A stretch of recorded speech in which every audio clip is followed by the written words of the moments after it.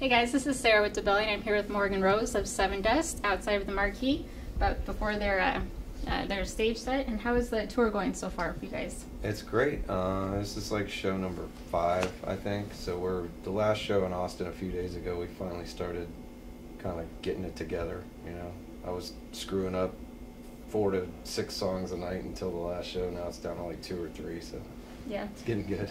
You guys are about to release the Time Travelers and Bonfires, which you guys did a crowd fundraiser for. How did you guys pick the perks that you're going to use? Well, I mean, we did the pledge campaign because I can't go in real deep with it, but basically it was something that we've been asked to do an acoustic record for a long time. The people that support us and the people that come to see us and buy our records.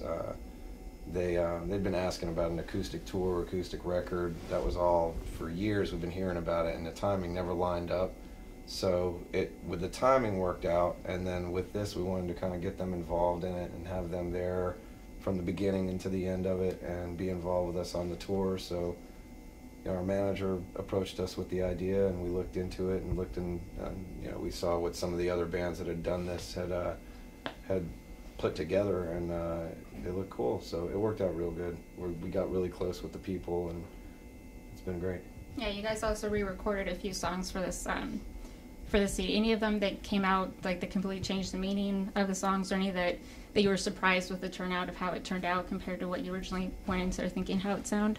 The 2 songs that really sound different from the old ones are probably Crucified and Denial. Those are the 2 that don't sound old. I mean, the melodies are still there, but the arrangements and everything are just different, and the way that we approach those songs are different. We kept kind of to the same formula with Black and with Trust and Gone and Karma. Those were a little closer, just done acoustically, a few little changes here and there, but Denial and Crucified are definitely way different.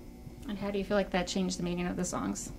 I mean, it's just a whole different vibe, it's not so aggressive. One of them is kind of swingy, and the other one is really broken down. So, some of these songs, like, we'll be playing them, and I've written a lot of words, a lot of lyrics and melodies for this band, but when we play a heavy show, you're just kind of blasting through everything, so you're not really absorbing any of the meanings or anything like that. And then when you do this acoustically, you're kind of laid back enough to where you hear what Lejeune is singing, and you see his passion and what he's singing about. And so it's been pretty nostalgic and sometimes emotional up there, going through 16, 17 years. Some of these songs are 20 years old, so it's been pretty cool. Can you kind of elaborate on that a little bit more of how, like, this album, like, what it really means to you on a personal level? I mean, some of the new songs, we were able to write songs about more recent things, the passing of John's dad and Clint's dad and my Nana, and there's a song that talks about that, and so we deal with that. But it's just, with 6 new songs, we're able to write about 6 new things, and with the old songs, we're able to listen to Denial and sit there and go, God, man, that song was written in like 1998 or 99, and here we are re-recording it and playing it in 2000 whatever year this is. Past 10, I know that. Yeah. And so you guys are also doing a VIP package deal. And how is that, like, meeting some of the fans? Any kind of memorable moments that stick out meeting fans, or? Yeah, I mean, there's always a moment or two there that are always going to stand out, but I mean, it's a cool way for us to, be able to thank them in person, and be able to hang out with them a little bit. Sometimes when we're able to keep it down a little bit more, we can spend extra time with them. Facilities tend to change the dynamic of how it goes every night, but it's always a good thing, to see these people and see how much they support us, and we just appreciate our people, so it's a good time to hang out with them. Very cool. And there's a video of you on YouTube. It's called the Drumstick Ninja. Oh, God, are you familiar with that? Everybody, yeah. If you haven't checked it out, you have to. Yeah. How did you pull that off? It's been like I don't know. It's been a long time. There's a kid that I've since met, but he's been coming to our shows since the first or second record, and so we've grown up with these people, and after a few years of him coming to a bunch of shows, I would recognize him, and I'd always walk out and give him a stick or something at the end of the night, or give him a water or something if it was really hot, and it became this. We're close with everybody, but now the face was so familiar that I'd wink. I'm like, we know each other. We don't know each other, but we know each other. And I'm looking out for you. So I'm always giving him some water or giving him some sticks or something. So after like 5-6 years of this, he's the one that came up with the idea. And he's like, man, I've got like a barrel of drumsticks from you over the last 6 years. Like, I probably got 50 drumsticks. And I'm like, yeah, man, I don't know. You want me to stop giving them to you? And he goes, well, why don't we play catch? Because I do some weird stuff up there. He goes, man, it'd be pretty cool. We could play catch. And I'm like, man, that would be crazy if we pulled that off.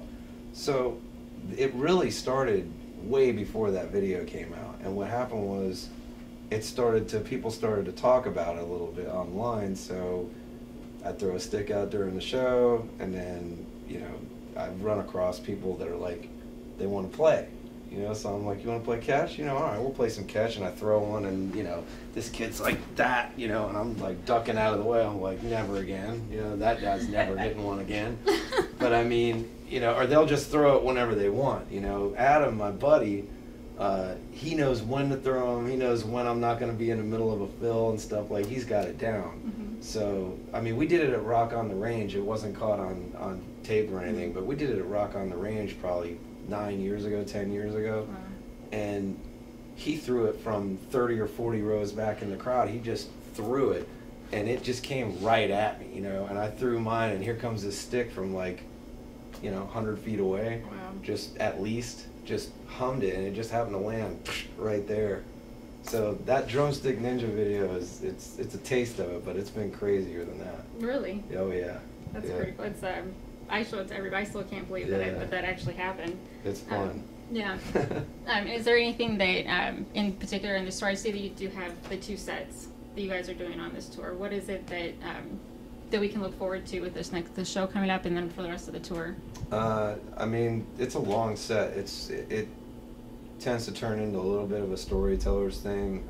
It's different every night. There'll be some sort of cut up every night where it could be Another One Bites the Dust gets played, or the other night it was Kiss of a Rose by Seal. I think before that it was Don't Stop Believin' by Journey. We've done that one a few times. I mean, something will happen, If it's a really good vibe, all of that could happen, it changes every night. But we play about an hour and 15, and then we take a little break and kind of talk about, what's coming up for the next set, and critique the first half, and, get ready for a long night. Yep. Well, very cool. Thank you very much. Is there anything you'd like to say to the fans or like to add to this? Well, we love everybody, we're really appreciative of the fact that we're able to do this, and, we're going to probably run this thing like a regular album cycle for a little while. It's going to be at least 3 legs of it, and, then we'll take a little break and do a heavy record and try to survive that. Awesome. Anything in the works right now for a new album? No, not really. I mean, we were talking about timelines, we've been out for over a year and a half, so it's like, okay, now we're going to do this for the rest of the year. So it's like, when are we going to take a break, When are we going to have a real break? And it won't be as long as the last one, I don't think. The last one we took like a year off. This one will probably be less, and maybe we'll try to get a record out next year.